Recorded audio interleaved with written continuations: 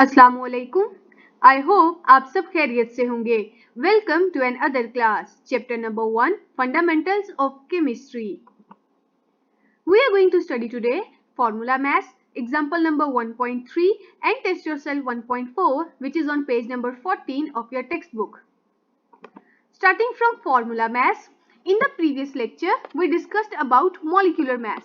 और हमने कहा था मॉलिक्यूलर मैस में हम सारे एटम्स जो कि किसी मॉलिक्यूल में प्रेजेंट होंगे उनके एटॉमिक मैस को सम अप करेंगे and we will get molecular mass. Same will go for formula mass. एक फॉर्मूला यूनिट में जो कि एक आयनिक कंपाउंड का होता है, हम उसके अंदर जितने भी एटम्स हैं उनका एटॉमिक मैस जब सम अप करेंगे we will get formula mass. The sum of atomic masses of all the atoms that is present in one formula unit. Formula unit is always are of ionic compounds. Ionic compounds जो है वो independently exist नहीं करते. They exist in the form of formula units. For example, calcium carbonate. Calcium has the atomic mass of 40. Carbon has the atomic mass of 12. Oxygen has the atomic mass of 16 multiplied by 3 क्योंकि calcium carbonate CaCO3 में oxygen are 3 in number. So by calculating we get 100 AMU. Similarly, example number 1.3, calculate the formula mass of potassium sulfate. So first we need to know the atomic masses. So potassium has the atomic mass of 39, sulfur 32, oxygen 16. तो अब अगर जब हम इसको drive करेंगे, so we have 2 potassium ions K2SO4. So it means we have 2 potassiums, 1 sulfur and 4 oxygen atoms. So we will multiply these numbers with their atomic masses and sum up the answer. So 2 multiplied by 39, the atomic mass of potassium, plus 1 multiplied by 32, the atomic mass of sulfur, and 4 multiplied by 16, the atomic mass of oxygen. Summing up these, we get 174 AMU, जो कि potassium sulphate का formula mess है. Next is test yourself 1.4 और आप इसके answers जो है वो अपनी नोटबुक पर लिखेंगे. नोटबुक जो है वो आपकी सिंपल स्कूल लोगों के साथ होती है. आप लोग 8th में जो प्रैक्टिकल नोटबुक यूज करते रहे हैं उसके ऊपर आपने इसके आंसर्स नहीं लिखने. कई बच्चे बार बार ये क्वेश्चंस कर रहे थे, सो आई एम क्लियरिंग फॉर दूस. इस टेस्ट योरसेल्फ के जितने भी आंसर्स होंगे वो आप एक नोटबुक पे लिखेंगे जो कि आपके स्कूल लोगों के साथ होगी. So the first one is, what is the relationship between empirical formula and formula unit. Empirical formula में हमने कहा था simplest whole number ratio of atoms, जो कि कोवलेंट कंपाउंड्स के लिए है, क्योंकि हमने कहा था कोवलेंट कंपाउंड्स का एम्पिरिकल फॉर्मूला भी होता है और मॉलिक्यूलर फॉर्मूला भी होता है. फॉर एग्जाम्पल सिलिका, सैंड, ये एक कोवलेंट कंपाउंड है और इसकी सिंपलेस्ट रेशियो है 1:2. सो इसका एम्पिरिकल फॉर्मूला है SiO2, जबकि फॉर्मूला यूनिट जस्ट जो है आयनिक कंपाउंड्स का होता है. So formula unit is defined as the simplest whole ratio of ions that is present in the ionic compound. और ionic compounds they only have empirical formula. Ionic compounds का molecular formula नहीं होता. जैसे NaCl, it is the simplest formula unit और empirical formula. How can you differentiate between molecular and empirical formula? इसमें क्या difference है?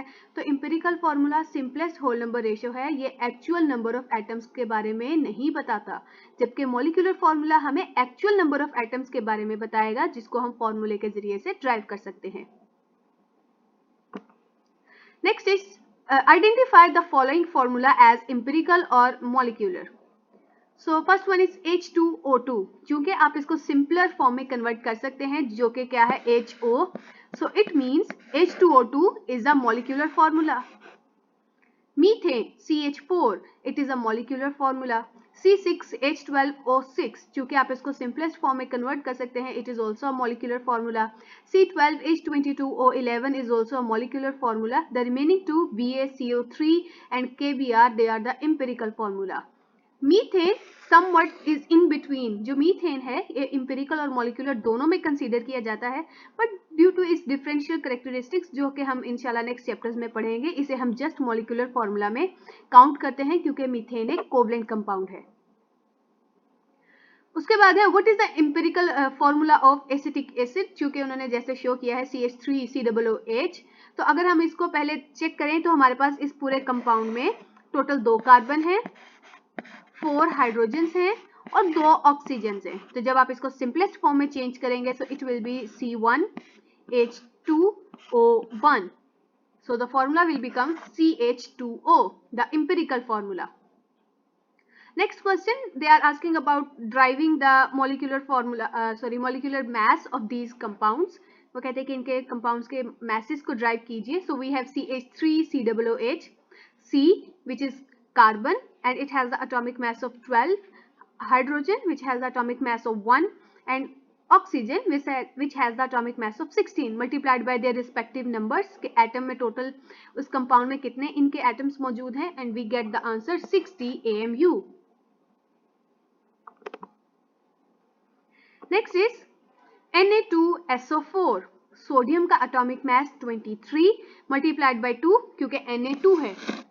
Sulphur atomic mass of 32, चूंकि ये एक ही है तो 32 के साथ हम कोई नंबर मल्टीप्लाई नहीं करेंगे, plus atomic mass of oxygen जो कि 16 है multiplied by 4 because we have 4 here.